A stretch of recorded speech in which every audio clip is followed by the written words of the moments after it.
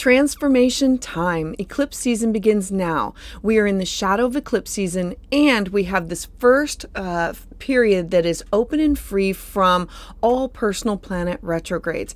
This is going to be a time that you're going to be able to create and to manifest. From now until March 20th, 2024, we have this beautiful open window for taking important life steps in the right direction, making these big decisions, launching projects. This is going to be a time that's going to be where you're going to be able to plan, to strategize, to make these big decisions, to make commitments in the right direction, to gain general clarity on your day-to-day living. Eclipse season really revs up about 4 to 6 weeks before the first eclipse in the series, and it extends 4 to 6 weeks after the last one. So this eclipse season is going to be going back and forth between the energies of the me and we sectors of your life. This is the Aries me and the Libra we. This includes topics around your individual and your relationship empowerment. It's going to be areas of your life where you have either given away your energy and your power, and that you are now asserting healthy boundaries in order to move forward with into the future. For more on this, on the Aries and Libra eclipses, please check out the link above for the nodal shift.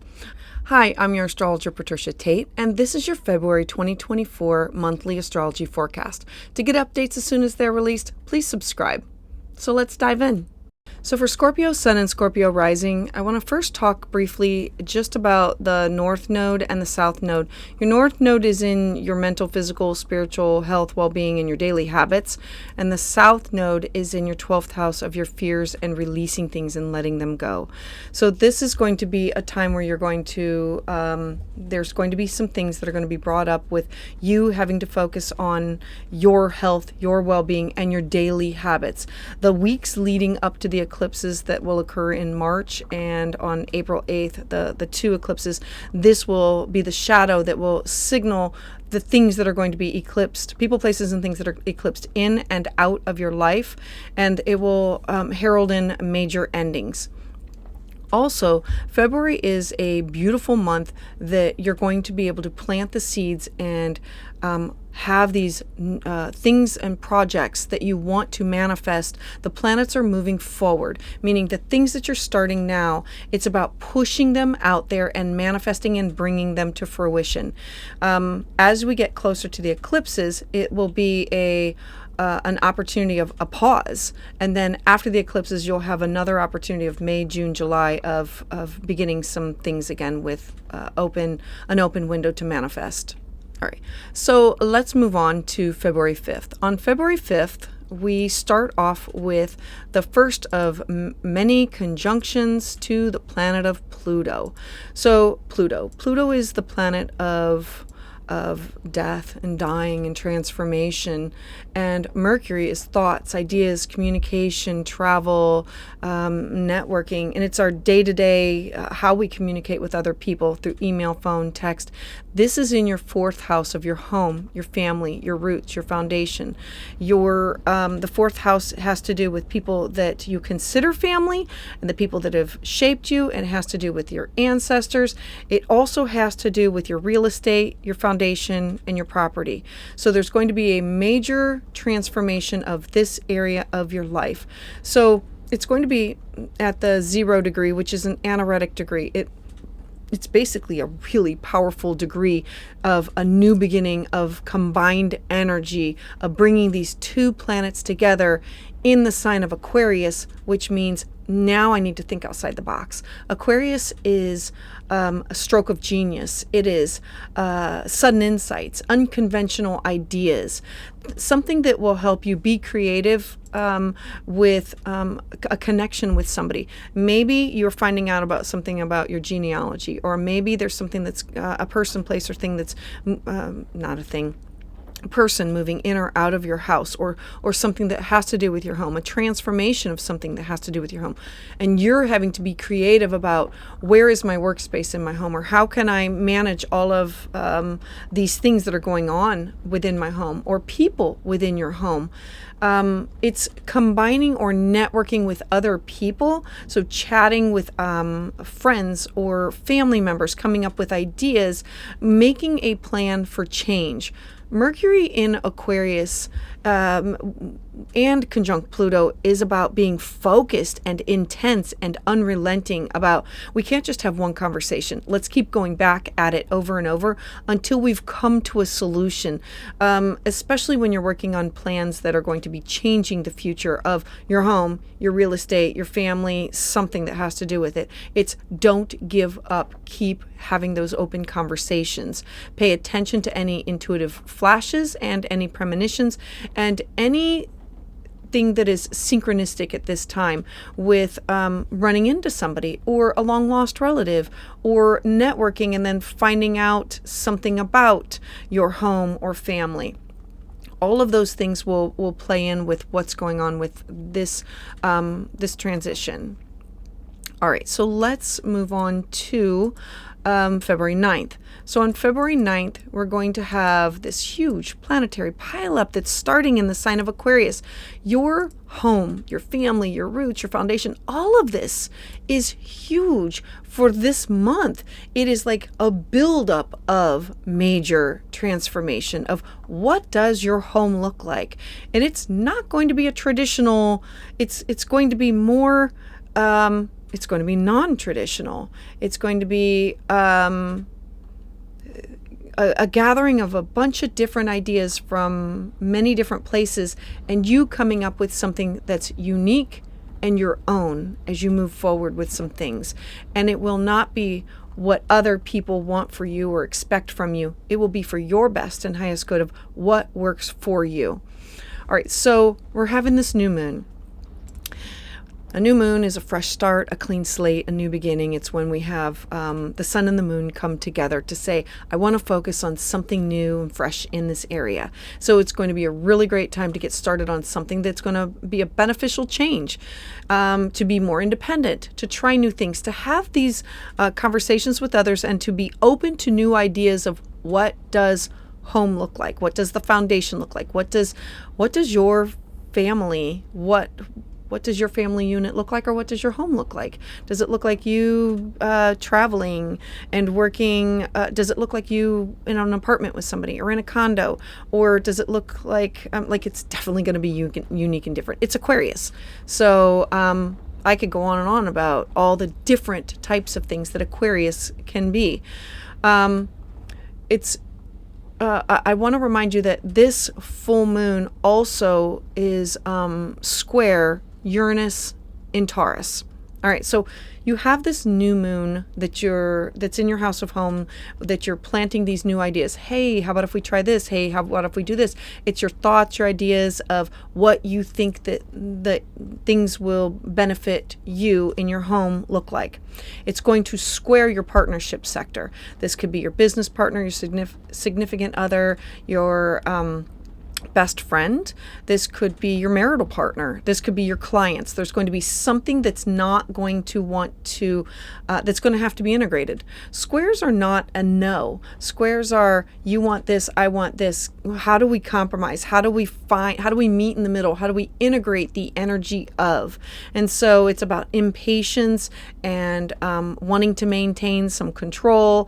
And you're going to have to let go, let flow, and channel some of that energy into a more positive light, and to see how that works out for partnership and home life for you, like what your home situation is. All right, so then we're going to move on to February 13th. So on February 13th, we have Mars entering into the sign of Aquarius, conjunct Pluto. Mars, fire, passion, drive, a warrior, cutting, removing. Pluto, death, transformation, forcing change in the sign of Aquarius. Unique. think outside the box. And so now you're going to have this intense energy that's going to be driven and passionate, wanting to transform. You've already had this new moon. You've already got this idea. You know what you want to do. And now you have Mars, the planet of passion and drive, saying, hey, I'm bringing the enthusiasm. I am bringing the motivation. I am ready to make the change happen. Let's make the future happen. And you're going to need some unconventional approaches. Whatever you've done in the past is just not going to work. So I'm encouraging you to work to take steps towards what are your dreams and embracing these unusual approaches that makes it a win-win situation so that you're happy and you're comfortable. Next on, and then I'm reminding you, I'm going to put one more big circle around this about how much you have going on in your home, that all of this energy is now going to start shifting into watery, intuitive, feeling Pisces. All right, so the next thing that we have is on February 18th, we're going to have the sun now enter into the sign of Pisces. The sun, I love this. The sun is now saying, let's bring this area of your life under a magnifying glass. Like, I want to illuminate it. And so the sun is saying, let's light up your fifth house of what is pleasure, what is joy, what is children, what is creative projects. What brings you pleasure? Is this an affair? Is this art? Is this music? Is this your children? Is it acting like a child? I call the fifth house like adult playmates. It's how you express yourself, how you take these risks, and the hobbies that you want to enjoy. So the sun is now saying, I have to have these these unusual approaches for my home. And now I need to take care of my inner child. The sun is the first to move into the sign of Pisces. And so now you're taking your thoughts, your ideas, and you're bringing it into a heart center, water, intuitive. And it's your compassion and your imagination. It's going to be strong about being drawn to people, places, and things. This is going to be a time that you're going to want to connect to your subconscious and strengthen your intuition and release literally what is holding you back from of joy, of pleasure, and getting to the root of it. All right, then I want to move on to February 23rd. So on February 23rd, we now have Mercury. Mercury is now going to join the Pisces puddle. So we have this Pisces pile up right here, and Mercury. Remember, Mercury did have our thoughts and our ideas, thinking outside the box, being creative. And now Mercury is saying, I'm ready to tap into my intuition, into my feelings. It's about creative writing, creative music. It's creative projects and tapping into what fills my heart with creative ideas and love and desire and daydreaming and working less. Mercury here has you working on healing your inner child and tapping into things that bring you pleasure and joy. The very next day, on the 24th, we're now going to have this full moon in the sign of Virgo. So full moons are endings, closures, things where things have naturally ended. So we have the sun. You got this beautiful Pisces pile up going on in your fifth house of things where you want to take risks and pleasure and joy. But now the opposite, the full moon, is in your 11th house of there's a project that's ended, a goal that's ended, something with your hopes, your dreams, or a network, or it has something to do with maybe you worked on a work project. Maybe you have a project that has to do with a creative project that you have started and it's come to its natural ending. Or your goals, like I had these hopes, these dreams, these goals, and I've completed it, and now what am I going to focus on next? It's the what is now going to have next. This is what's going to be part of this full moon. A full moon in Virgo is about paying attention to details and micromanaging things, and it's also about needing self-care, making sure that you put that on your to-do list. I want to remind you that at this time, we have Venus. Venus is still in your house of home, trying to work her magic and bring some things together and be creative and think outside the box. Venus is in square with Jupiter. in Taurus. Jupiter is bigger, brighter, better, expansive, and the two of these are kind of clashing and saying, how do I work with this energy? How do I integrate what I want to do at home with partnership, whether it be a significant other or a client or best friend or my spouse, and with my goals of some things that have ended and me having to focus on what brings me joy and what brings me pleasure. I need to focus on integrating more of what's going on in my home life better with tapping into my inner child. All right, so Scorpio, I would love to hear about how this resonates with you in the comments below. Please join me live Tuesdays at 6 p.m. Eastern Standard Time, where I offer new moon and full moon astrology consultations. For a private consultation, you can schedule that at willowgracemystic.com. And to get updates as soon as they're released, please subscribe.